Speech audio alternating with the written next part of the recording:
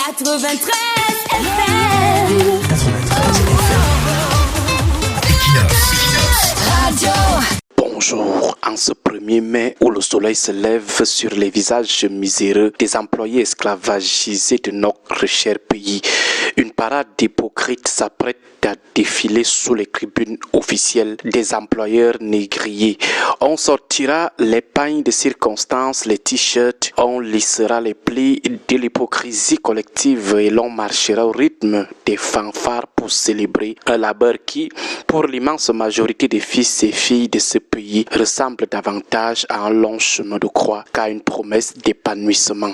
La fête du travail au Cameroun porte en elle une ironie indécente car elle glorifie une abstraction alors que la réalité charnelle de l'employé est celle d'une lente érosion de l'âme sous le poids de la nécessité, une mort lente.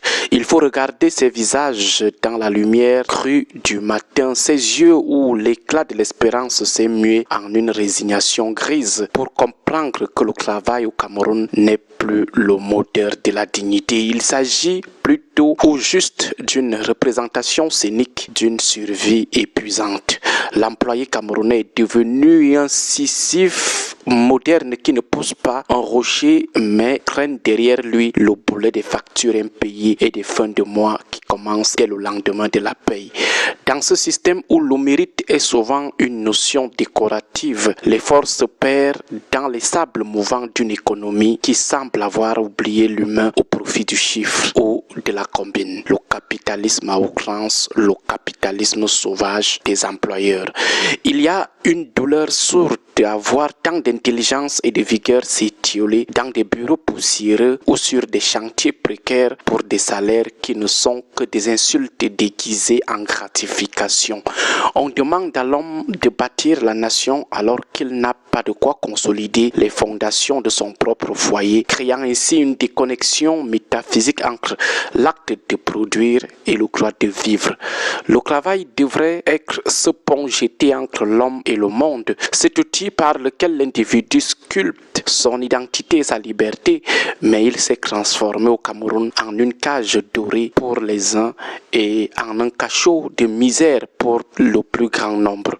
Cette journée de célébration n'est au fond qu'un reflet déformant qui renvoie l'image d'une société en quête de sens. On parle de dialogue social et de croissance alors que dans l'intimité des foyers, c'est le silence de la détresse qui domine, la misère, la famine. L'aliénation n'est plus seulement une théorie philosophique, elle est une expérience quotidienne pour celui qui sacrifie son temps, sa santé et ses rêves pour une structure qui le considère comme une ressource interchangeable et non comme une conscience sacrée. L'esclavage. Le travailleur camerounais est ce héros qui maintient l'édifice debout au prix de son propre effondrement intérieur, naviguant entre le mépris de certains employeurs et l'indifférence des institutions qui les emploient. On lui demande d'être patriote, d'être patient, d'être résilient, mais la résilience n'est souvent qu'un mot poli pour désigner l'acceptation de l'inacceptable, le mépris. Pourtant, derrière les discours et l'agitation des défilés demeure une profonde soif de justice que rien ne saurait étancher, même pas les bruits des fanfares de ce jour. On ne peut indéfiniment nourrir l'esprit avec des slogans, avec des promesses fallacieuses, avec des carrières qui sont stoppées, avec des salaires impayés quand le ventre réclame sa part de dignité. La philosophie du travail en terre camerounaise doit être entièrement repensée car elle ne peut continuer à se nourrir du sacrifice des en bas d'en bas pour l'opulence d'une minorité, les employeurs.